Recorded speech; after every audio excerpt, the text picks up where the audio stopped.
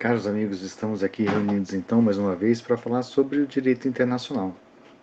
Mais especificamente, a gente está falando sobre as networks de governança internacional que a sociedade desenvolveu para facilitar, para tornar mais eficaz, mais efetiva, mais eficiente a proteção dos direitos humanos, ainda que isso não tenha sucesso no plano interno e dependa de uma cooperação internacional na criação de novas normas, novas instituições e novas jurisdições. Nesse contexto, a gente falou sobre o Sistema Interamericano de Proteção dos Direitos Humanos, que tem entre a Comissão e a Corte, né, um papel de cuidados genéricos e atenção específica, né, às demandas que são levadas, e também falamos sobre o Tribunal Penal Internacional, que já cuida de questões relacionadas ao direito humanitário, né, mais especificamente genocídio, crime de guerra, crime contra a humanidade e crime de agressão. Enquanto o Tribunal Penal Internacional julga pessoas, o Sistema Interamericano de Direitos Humanos julga estados. Julga estados que teriam violado direitos que eles são obrigados a garantir de pessoas que estão sujeitas à sua jurisdição. Então, esses dois mecanismos são muito importantes e a gente teve a oportunidade de aprofundar não só no estudo da dogmática, mas também da jurisprudência. Mas eu queria que vocês também conhecessem um outro âmbito de proteção dos direitos humanos que também tem uma origem no direito internacional, contudo, ela se executa através das jurisdições estatais, nacionais. De tal maneira que o direito internacional construiu, através dessa articulação de jurisdições, uma coisa incrível que a literatura chama de jurisdição universal. Parece uma expressão pretensiosa, mas vocês vão ver que na verdade não é. Então, para falar sobre essa jurisdição, a gente tem que entender este importante tratado, que é a Convenção contra a Tortura e outros tratamentos ou penas cruéis, desumanos e degradantes, ou degradantes. É porque aqui está estabelecida a base jurídica para esta jurisdição. Então a palavra-chave aqui é tortura. E depois nós vamos falar sobre outros, ou pelo menos eu vou deixar para vocês como leitura complementar, outras networks de governança, o Comitê de Direitos Humanos da ONU, que é mais um órgão cheio de boas intenções, mas pouca capacidade de se fazer ouvir e se fazer respeitar por parte dos estados. O Brasil é um exemplo disso, como vocês vão ver. E outros tratados que são maravilhosos, que são lindos, mas que ainda estão naquele campo assim do programático, do ideal, uma realidade que a gente ainda não atingiu, que a gente tem essa meta, né? Mas que é difícil falar que já são direitos que possam ser exigidos, porque nossa sociedade ainda tem uma série de problemas graves para resolver. Né?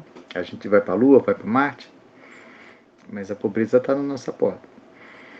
A gente tem tanta sofisticação na inteligência artificial, mas a gente não consegue distribuir comida para as pessoas não terem fome. A gente tem, enfim, problemas que existem solução para eles. Mas nós não tivemos vontade política suficiente para resolvê-los como eles poderiam ser resolvidos. Então vamos falar um pouco sobre esta jurisdição universal. Isso aqui é interessantíssimo, pessoal, mas a matéria é bruta, é árida. Ela me deixa tenso. Eu fico pesado depois de falar disso aqui. Mas é importante que a gente, exatamente pelo choque, entenda a importância que tem esse tratado e como que, quando a gente sabe de violações, e elas acontecem, inclusive muito perto da gente, às vezes a gente finge que não viu, às vezes a gente viu e não fala nada, às vezes a gente viu, fala, reclama e não adianta nada. Às vezes a gente vê, fala alguma coisa e pode salvar alguém. Então, esta convenção, vejam só por que a gente fala que ela é universal. É por isso aqui, né? Todos os países em verde escuro ratificaram esse tratado. Os países em verde claro assinaram, mas ainda não haviam ratificado. E esses cinzas aí, eu acho que não chegaram a assinar. São alguns países importantes, mas, enfim, né? Vocês vão ver que a jurisdição universal alcança, inclusive, quem não assinou. Vocês vão ver como. Então, a gente tem um tratado que foi gestado no âmbito da ONU. A ONU serviu de base, de plataforma, de estrutura, network de articulação de novos tratados.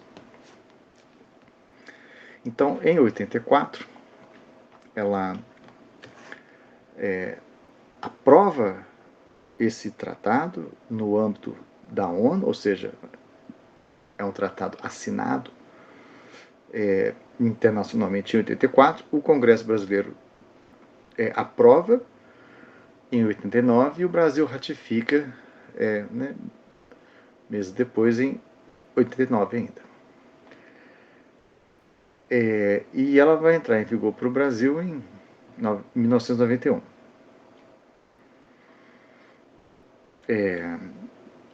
Então, vejam só, são vários institutos do direito internacional, da proteção dos direitos humanos, que são referidos aqui no preâmbulo. A Carta das Nações Unidas, a Declaração Universal dos Direitos do Homem, Pacto Internacional sobre Direitos Civis e Políticos, que nós vamos ver aqui mais para frente, e também uma declaração sobre proteção de todas as pessoas contra a tortura, aprovada pela Assembleia Geral em 75. Aí vocês já sabem que essa declaração, ela por si só, ela não tem uma força vinculante, como se fosse um tratado, por exemplo. Ela declara princípios e os princípios são vinculantes. Então aqui ela é chamada como embasamento, como contexto para a gente interpretar este tratado. O preâmbulo, ou melhor dizendo, os consideranda,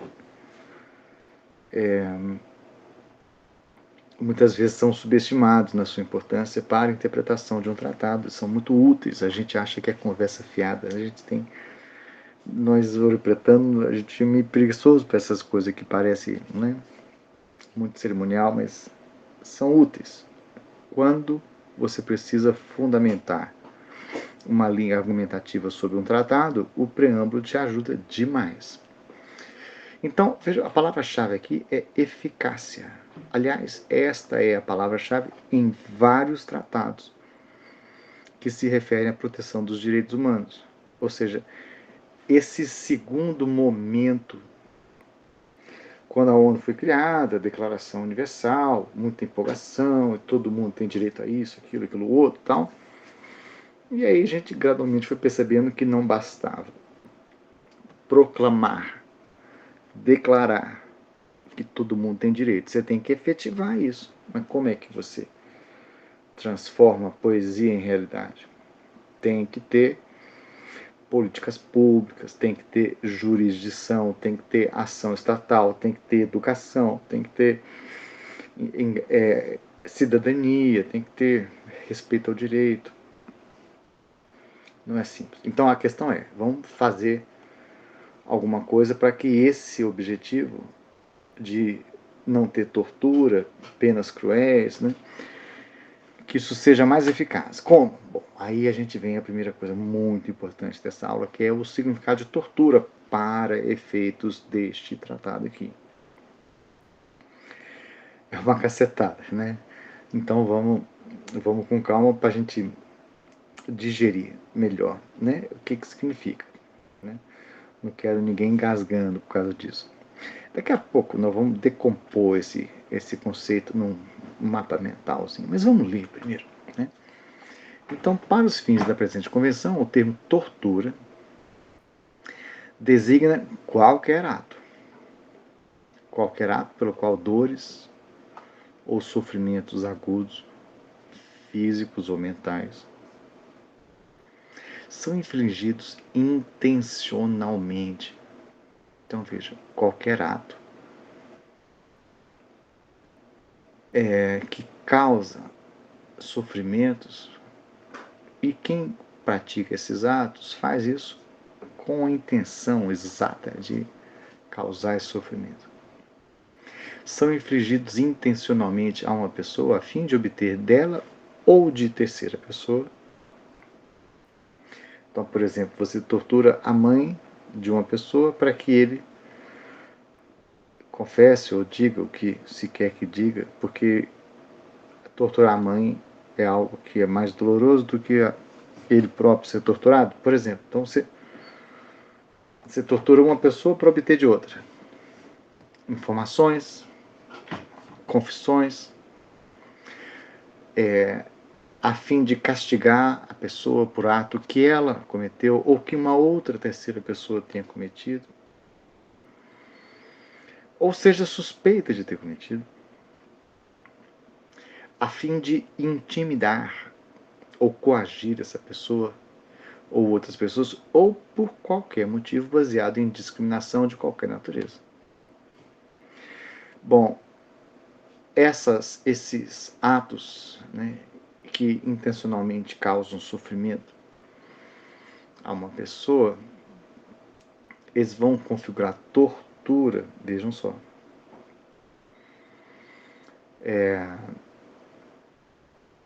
Quando eles são infligidos por um funcionário público, por exemplo, ou por outra pessoa no exercício de funções públicas. Aí o pessoal do direito administrativo vai, né, claramente lembrar das diferenças. Ou por instigação de um funcionário público ou de uma pessoa no exercício de funções públicas, ou com o seu consentimento ou aquiescência. Então vejam só, tortura, ela tem um elemento material, ela tem um elemento relacional, ela tem um elemento psicológico, e ela tem um elemento subjetivo ou pessoal, ou seja, quem pratica o ato, ele tem que ter uma vinculação com o Estado. Veja, se, sei lá, um traficante pega um usuário devedor e pratica tortura nele, tecnicamente falando, não se configura o tipo penal previsto aqui. Por quê? Porque a gente tem que ter aqui a ideia de uma estrutura estatal que abusa desse poder que o Estado tem de controle social, de meus gatos tudo acordado de noite, né? 3 gatos, 3 cachorros. Aí a gente tem que separar eles. Aí agora no carnaval tá cheio de visita aí. Aí os gatos ficam tudo escondido o dia inteiro. Mas de noite eles ficam procurando um lugar para ir. As coisas deles estão tudo lá, mas eles estão meio. Enfim. Então tem que ter essa dimensão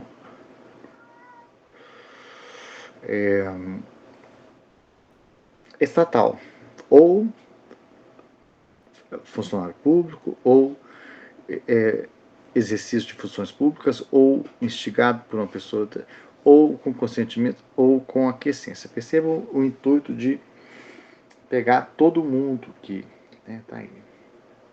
Isso é fundamental para que não se escape ninguém, né? Por conta de uma formalidade. Os gatos agora estão derrubando as coisas lá no escritório, lá fora. Bom, então vamos lá. Qualquer ato. Esse ato é praticado por um funcionário público, ou por uma pessoa no exercício de funções públicas, ou por sua instigação, ou com seu consentimento, ou aquiescência. Esta pessoa que pratica esse ato, ele faz isso com uma intenção, uma motivação teleológica mesmo, um objetivo, uma meta, que é de causar dores, sofrimentos agudos, físicos ou mentais. Para quê? Bom, pode ser para obter dela própria, que está sendo torturada, ou de uma outra pessoa, informação, confissão. Pode ser para castigar. Pode ser porque ela tenha cometido, ou seja, suspeita de ter cometido algum ato. Pode ser para coagir, para intimidar. Enfim, tudo isso entra na tortura, certo? Então essa parte aqui é muito importante. Tem que entender esse conceito. Como que o Estado vai tornar mais eficaz esse objetivo de prevenir a tortura, né? Eu botei essa máquina aqui, que é uma das primeiras invenções de aproveitamento do vapor como fonte de energia, e foi fundamental para a Revolução Industrial. Eu queria que vocês fossem pensando assim numa instrumentalização, como é que se articula a sociedade, o Estado, de uma maneira que isso possa ser mais eficaz. Cada Estado-parte tomará medidas eficazes de caráter legislativo, de caráter administrativo, de caráter judicial ou de outra natureza. Ou seja, o Estado tem que fazer aquilo que for necessário fazer, se vira, dá um jeito, não tem desculpa. O Estado é vinculado. O Estado tem que criar as condições legislativas, administrativas, executivas, judiciárias para que isso aconteça. Então não tem, que o Congresso não aprovou uma lei, não, isso não é desculpa. O Estado tem que cumprir. O Estado é vinculado a esse tratado. Não é o Poder Executivo, o Poder Legislativo. A fim de impedir. Não é vamos suavizar, diminuir, é impedir a prática de atos de tortura em qualquer território sob sua jurisdição. Em nenhum caso poderão invocar-se circunstâncias excepcionais, como ameaça ou estado de guerra, instabilidade política, ou qualquer outra emergência, né, utilizada como justificação. Ou seja, não tem essa de fantasma do comunismo, ameaça comunista, pelo amor de Deus, né? Tem 80 anos que a gente está escutando essa conversa fiada, e isso até hoje é usado na cabeça de muita gente. Suprir um espaço usado como se fosse um legitimador. Mas contra ele pode, porque ele é comunista. Quem fala isso não sabe nem o que é comunista. A palavra comunismo no Brasil é uma piada, porque quando certas pessoas não gostam de outras, usam comunista como uma palavra para... Até a CIA já fez um relato para Washington dizendo, olha, quando o pessoal aqui fala comunista, não leva a sério, não. Isso aqui é que tem que falar, seu corno, seu safado. Não é. tecnicamente preciso. Enfim, usei isso porque é o exemplo mais recorrente, mas isto não é justificativa. Não tem. Mas veja bem, ameaça. Não. Isso não pode. Outra coisa fundamental. A ordem de um funcionário superior ou de uma autoridade pública não pode ser invocada como justificação para a tortura. Isso é muito importante. Uma das coisas mais chocantes e intrigantes que a gente, assim, enquanto humanidade, percebeu no contexto da Segunda Guerra Mundial e das práticas de genocídio, né? Práticas sofisticadas de tecnologia industrial para exterminar as pessoas que eram vistas como inimigos por parte especialmente da Alemanha e do Japão.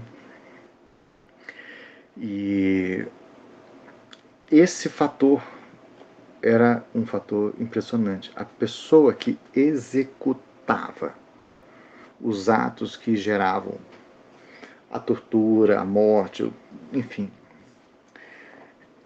A gente pensa, é um monstro. Mas essa pessoa, ela era legitimada por alguém que tinha uma autoridade. Essa pessoa tem que ser analisada em um contexto cultural em que é razoável que ela aceite a autoridade desse ser superior, que quando manda ele apertar um botão, e esse botão significa que vai sair gás numa câmara fechada onde um tanto de gente vai morrer, ele aperta, não porque ele queira por si, mas porque alguém que ele entende que tem autoridade está mandando ele fazer e ele acha que ele é obrigado a fazer. Por exemplo, nas Forças Armadas existe uma hierarquia muito rígida. E um soldado, por exemplo, ele pode ficar muito intimidado de não fazer uma coisa que o sargento mandou fazer. Ou o sargento, o tenente, o capitão, major, o coronel, general, presidente. Mas como assim? Estou mandando, você não vai fazer? Então isso aqui é para deixar claro. Não adianta depois vir com a desculpinha furada, esfarrapada. Eu nem queria ter matado aquele tanto de gente, torturado aquelas pessoas. Por mim não tinha nada. Até tem uns amigos que são. Mas veja bem, eu sou soldado e o sargento mandou.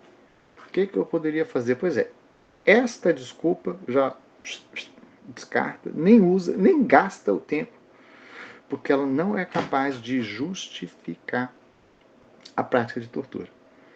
Então, cuidado, hein? Se você estiver sendo mandado praticar tortura, não pensa que você escapa depois usando esse argumento de que eu nem queria, só fiz porque me mandaram. Isso aí não perdoa ninguém. Né?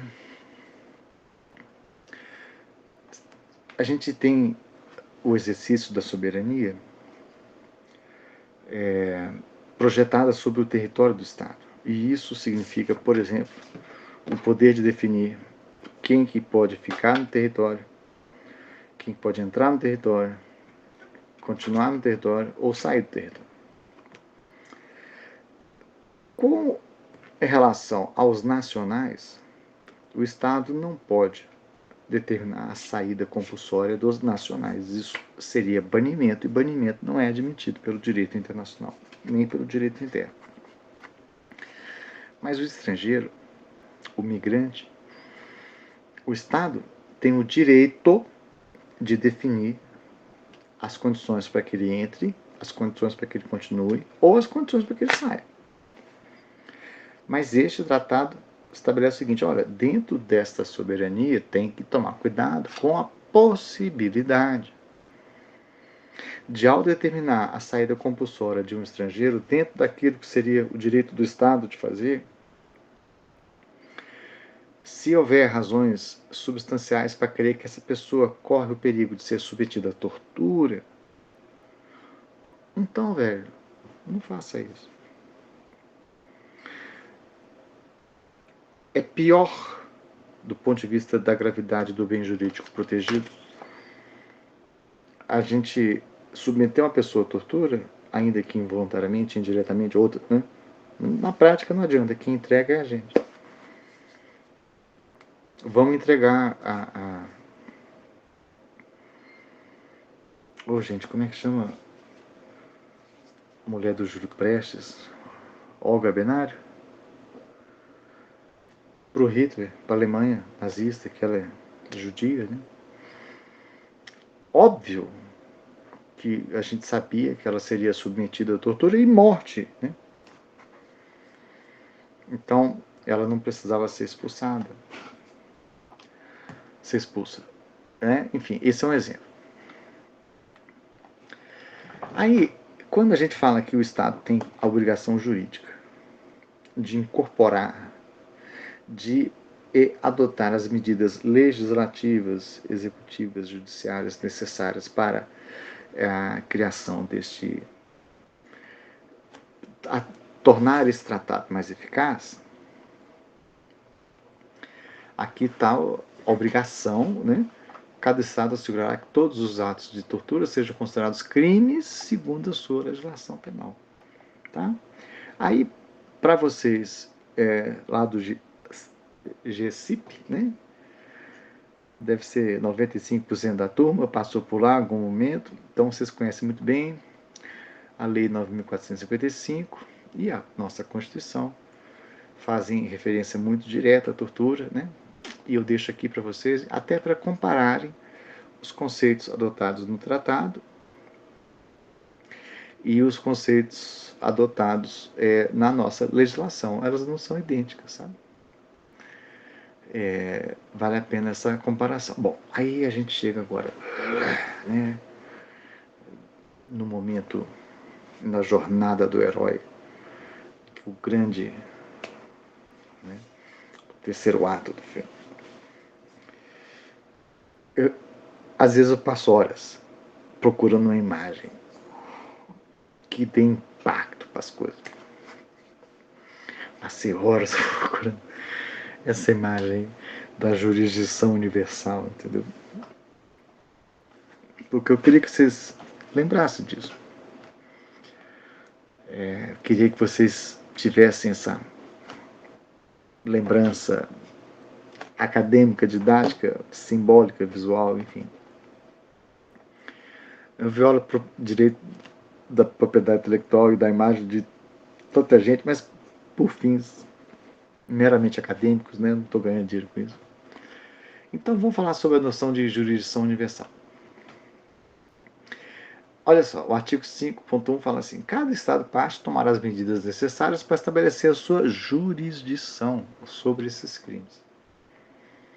Então, ele tem a obrigação de incorporar o que for necessário para tornar mais eficaz essa meta.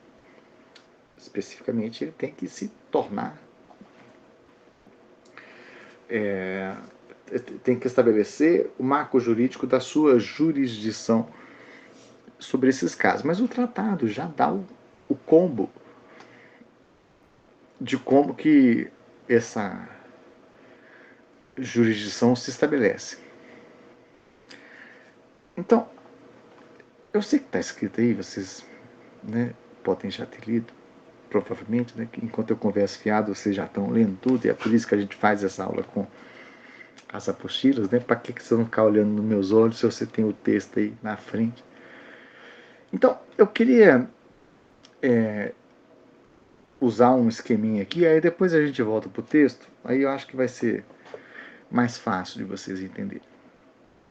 Então, temos aqui estado alfa, beta e gama. E aí, vamos supor que a tortura, veja, vermelho com vermelho, a tortura aconteceu dentro do território de alfa. Olha as cores, né? Eu faço isso com muito carinho, pensando em todos os detalhes que eu posso tornar isso aqui mais didático para vocês. às vezes não faz diferença, mas se fizer, valeu.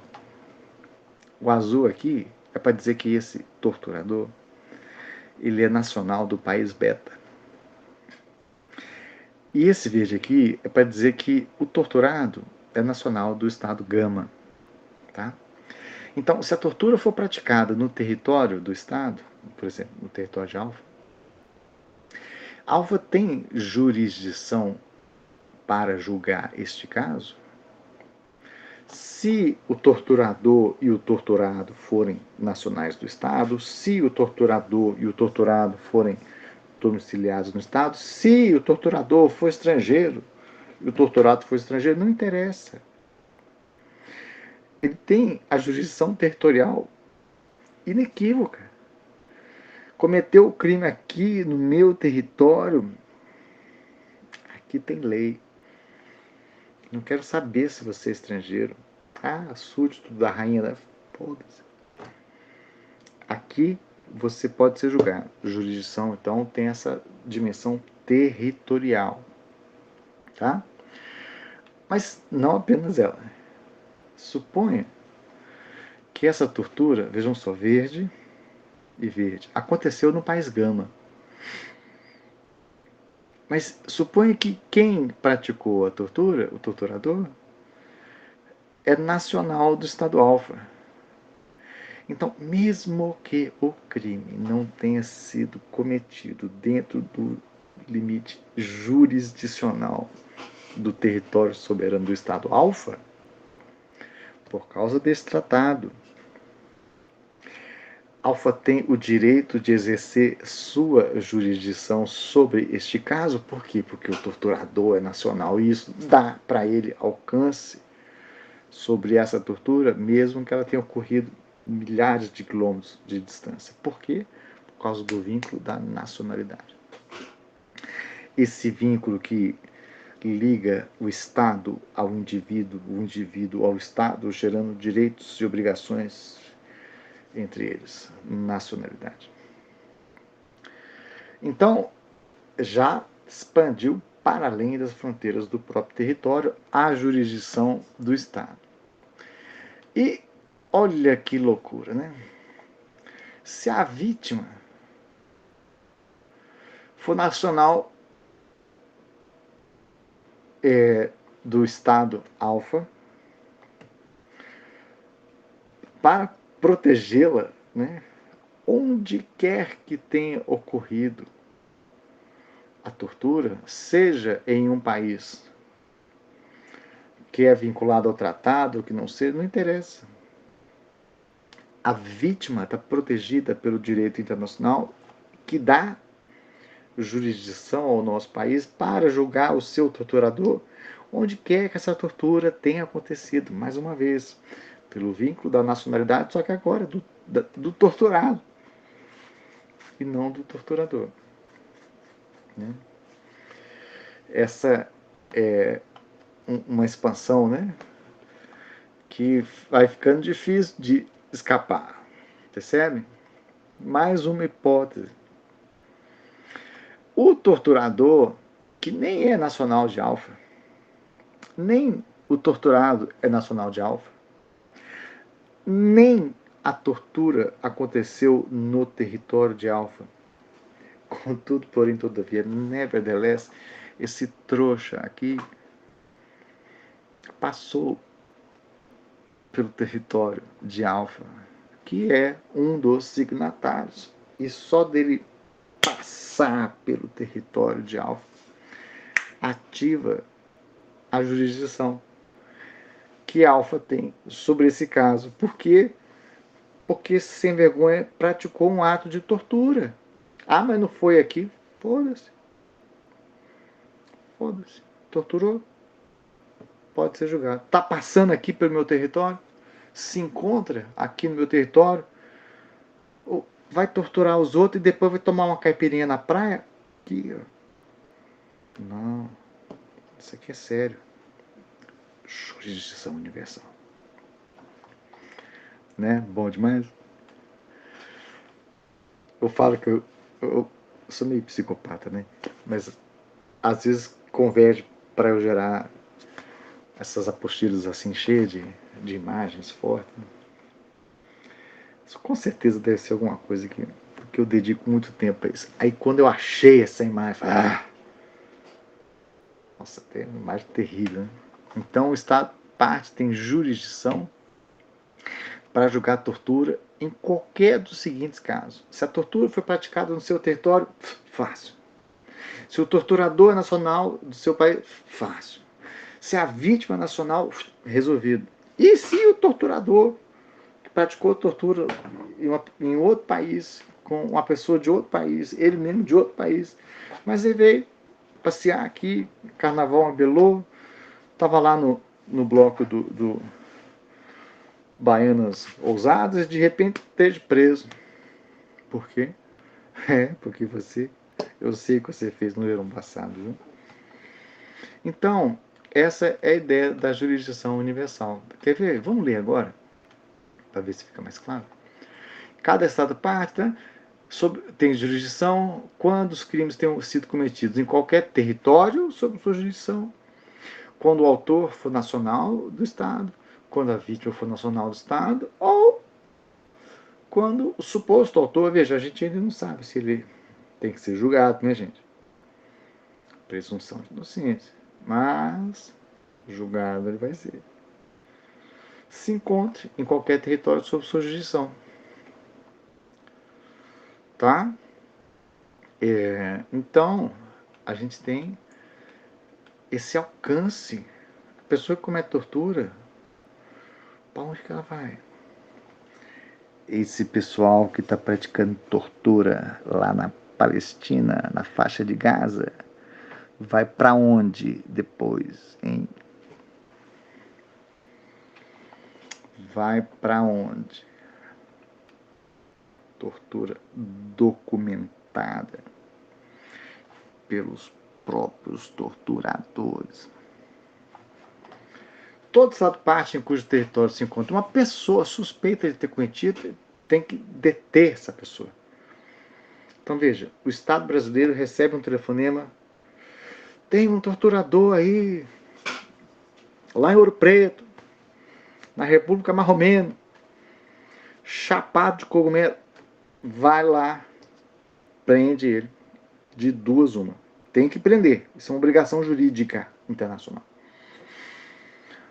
Pode extraditar a pessoa para o país que está invocando a sua jurisdição sobre este caso, ou o Brasil pode julgar essa pessoa. Por quê? Porque o tratado nos põe, né? A gente acabou de ver essa situação. Mas aqui entenda, existe uma dualidade. Ou extradita para que ele seja julgado, ou julga. O que não pode é nem deter, nem extraditar, nem julgar, porque aí quem está violando o direito é o Brasil. Há uma obrigação jurídica. Ah, mas será que ele torturou mesmo? Não sei. É porque o New York Times diz que ele não é tão mal assim, a Globo falou até que ele é bonzinho. Será que ele é mesmo? É que esse pessoal é meio comunista, né? Falando mal dele. Às vezes ele é um herói. Tem que deter, tem que extraditar. Isso é um tratado que cria uma obrigação para o Brasil. Se o Brasil não extraditar, ele tem a obrigação de julgar. Então você julga aí. E se não julgar, está violando o direito internacional. O Estado parte do território sob a jurisdição do qual o suposto autor de qualquer dos crimes for encontrado, se não extraditar, obrigar-se-á-se a si próprio a submeter o caso às suas autoridades para fim do mesmo ser processado. Ah, não vai extraditar não? Então tá, então você julga aí e eu vou acompanhar o julgamento. E se você não julgar direito?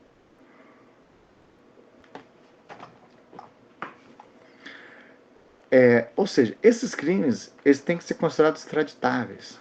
Tá? Este tratado por si só, olha só, ele já vale como fundamento jurídico para a extradição. Imagina que dois países não têm um tratado de extradição entre eles. eu queria extraditar, mas veja bem, não temos tratado. Fazer o quê? Não, não. Este tratado aqui, ele serve de suporte jurídico para isso, certo? Bom, então, esses aspectos são os mais importantes. Eu queria só chamar a atenção para uma leitura complementar sobre um protocolo. E aí vocês se lembram, né, quando a gente tem um tratado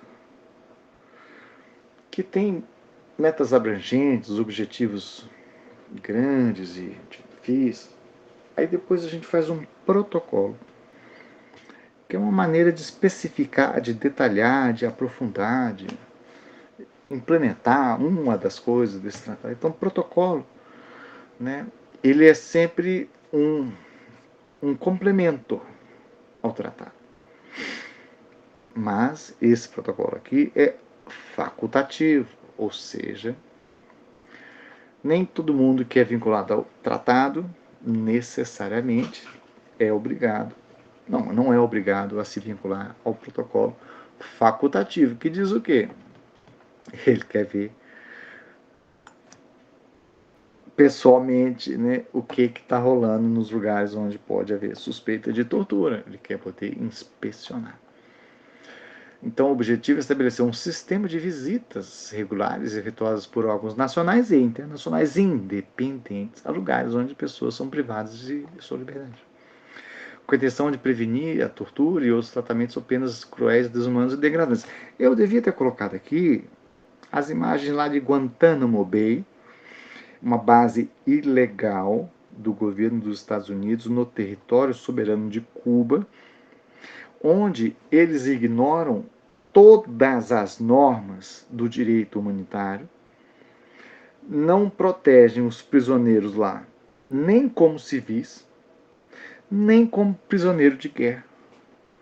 Inventaram uma categoria jurídica, malandragem, né, narrativa, unlawful combatants, combatentes desleais, para dizer que eles não são nem soldados, porque se fossem estariam protegidos por um tratado, nem civis, porque se fossem estariam protegidos. Essa é a retórica que eles vão usar contra o Hamas, contra essa galera que vai ser rotulada de terrorista, né? E eu não vou nem entrar nos terroristas do bem, os terroristas moderados, os terroristas do nosso coração, que são os que são comprados, treinados, financiados, armados para fazer o jogo geopolítico do governo dos Estados Unidos nos países que eles querem encher o saco, né? Enfim, não vou nem começar para eles falar. E aí você tem uma imagem bem diferente daquele mapão verde que dizia quem é que estava vinculado ao tratado. Aqui é o protocolo. Então, vejam, parte do tratado é quem ratificou, é quem tem obrigação jurídica. Signatário é quem foi lá, tal, fez uma selfie, fez um feed, hashtag, tamo junto, contra a tortura, o bem vence o mal, o espanto temporal, essa coisa toda. E os de laranja, você, velho, não vou nem... Não vai mesmo, não vou deixar ninguém vir aqui ver minhas cadeias, meus presídios, nada. Talvez. Porque se deixar ver, vão perceber que o tratado, que é para prevenir a tortura, não está sendo cumprido. Né? Muito bem. Então, temos aí uma questãozinha do concurso de admissão à carreira de diplomata, né? E o Chad, né? O Chad está reclamando aqui que é muita leitura complementar, mas, né? Essa menina aqui tem um nome, tem? Ela está falando que é complementar. Então eu sei que vocês talvez não tenham tempo para ver, ainda mais, né? Segunda-feira de carnaval, né? Quase. Eu achei que eu ia chegar na sala, ia ter um tanto de carteira, lotado de carteira, assim, o vento, a luz, o ar e eu, né? E, no entanto, agora estamos aqui nós, né, interconectados pela internet, passando conhecimento de maneira assíncrona, né? e não presencial. E, no entanto, vocês não estão aprendendo? Eu não estou ensinando? Então, funcionou, né? Funcionou. O sistema de proteção aos direitos humanos é diversificado, porque tem sistemas que têm um alcance global, universal, internacional, como a ONU, né? E tem outros que são sistemas regionais, como o sistema interamericano, africano, asiano, europeu, etc. E tem um TPI que tem essa pegada humanitária e não humanos, né? A gente falou que tem uma diferença nisso. A ONU tem uma série de órgãos que têm direto ou indiretamente competências relacionadas a esse tema da Arca de Noé dos direitos humanos, onde cabe tudo. Esses órgãos muitas vezes têm competências consultivas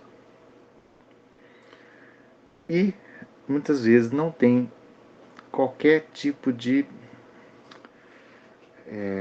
mecanismo de imposição institucional de sanções pelo descumprimento das normas que são derivadas daqui. Isso é um problema. Pessoal, chega. Uma coisa que a gente nunca pode esquecer, mas que todo mundo esquece o tempo todo. Não se esqueçam. Estes órgãos vão ter o poder que os estados permitirem que eles tenham.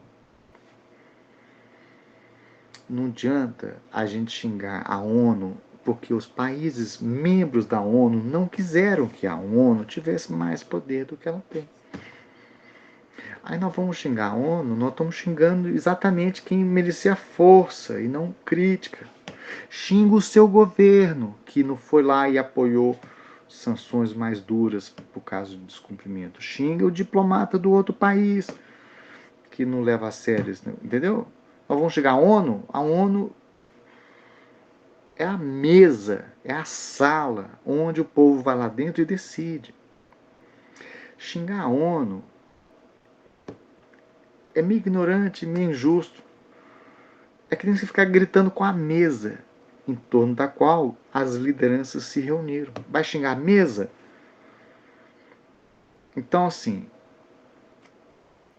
eu estou falando isso porque existe muito ceticismo, muita crítica com relação a esses órgãos, como se fossem órgãos sem dente. A gente fala em inglês, né? Eu falo sem pega, sem capacidade de impor sanções.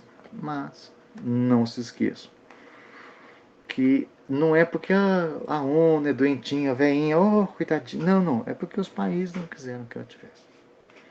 Se quisesse, teria. Um desses órgãos é o Comitê de Direitos Humanos. Esse comitê ele tem um papel assim de atuação mais específica em casos concretos onde há violações individualizadas que eles vão analisar e estudar e eventualmente fazer disso um caso, abrir um processo, investigar e produzir um relatório. Eu disse sentença? Não.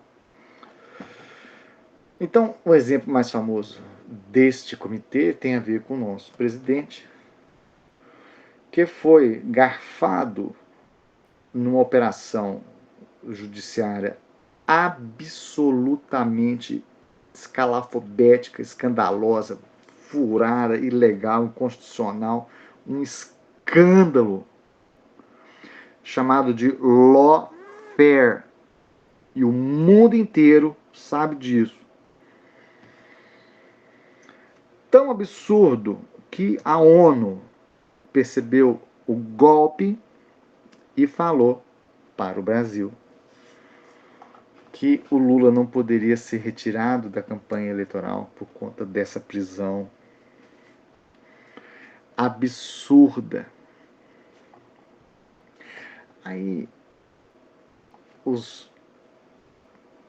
aquela turminha, né, anti-Lula, então, fica tentando deslegitimar o órgão, Ah, não, mas isso aí não vale nada, não. Isso aí não é obrigatório, isso aí não é. Né? Então, está aqui o decreto legislativo.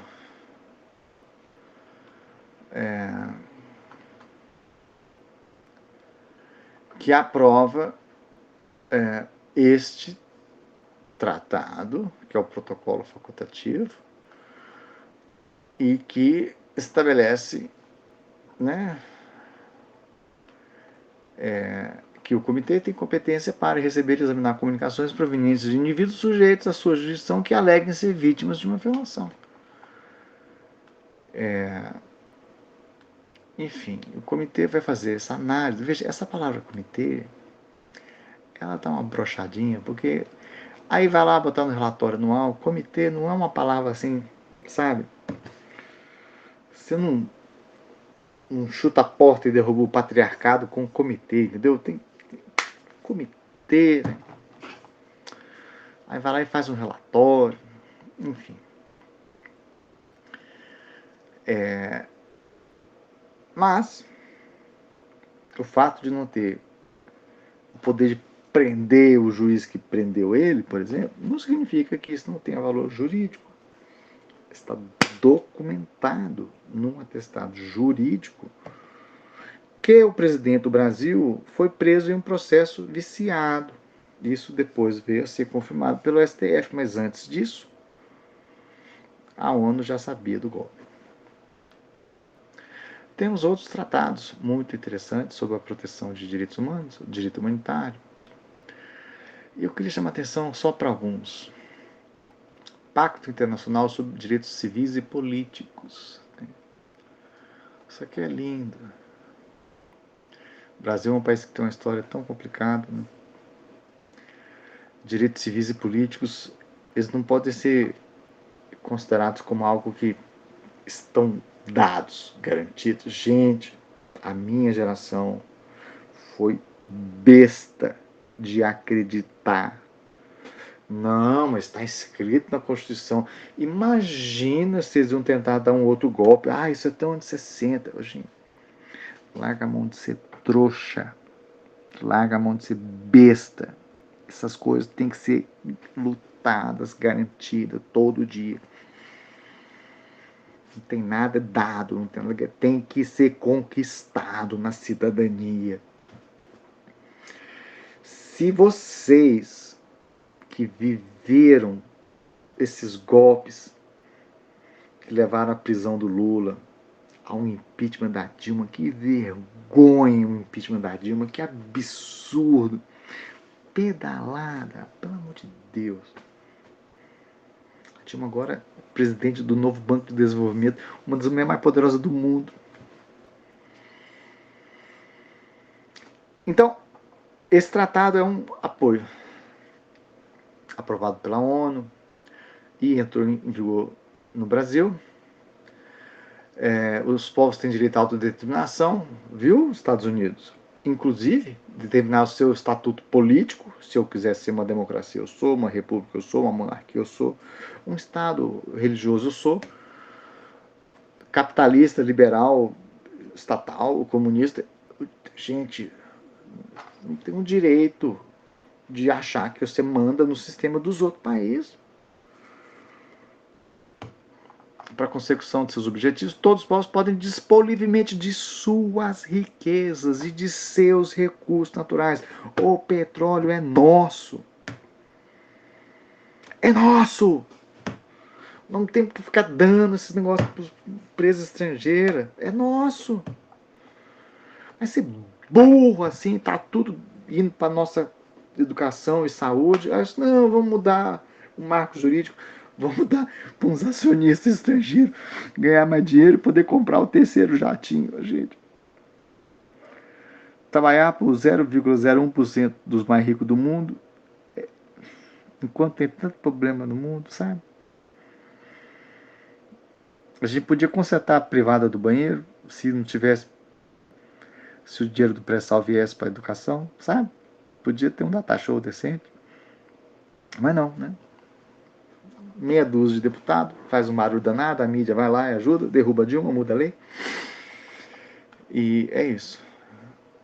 Então os estados se comprometem a que todo mundo possa ter um recurso efetivo contra situações, né, excepcionais, ameaçam a existência da nação e sejam proclamados oficialmente, essa parte do presidente podem adotar medidas que suspendam as obrigações, tipo habeas corpus e tal. Mas nenhuma disposição pode ser interpretada no sentido de reconhecer um Estado, um grupo, um indivíduo, qualquer direito de dedicar-se a qualquer atividade ou praticar qualquer ato que tenha por objetivo destruir os direitos ou liberdades reconhecidos pelo impacto, impor limitações, por exemplo, à nossa democracia. Enfim. Toda pessoa tem direito à liberdade, à segurança. Ninguém pode ser preso ou encarcerado arbitrariamente. Ninguém pode ser privado de liberdade, salvo pelos previstos em lei.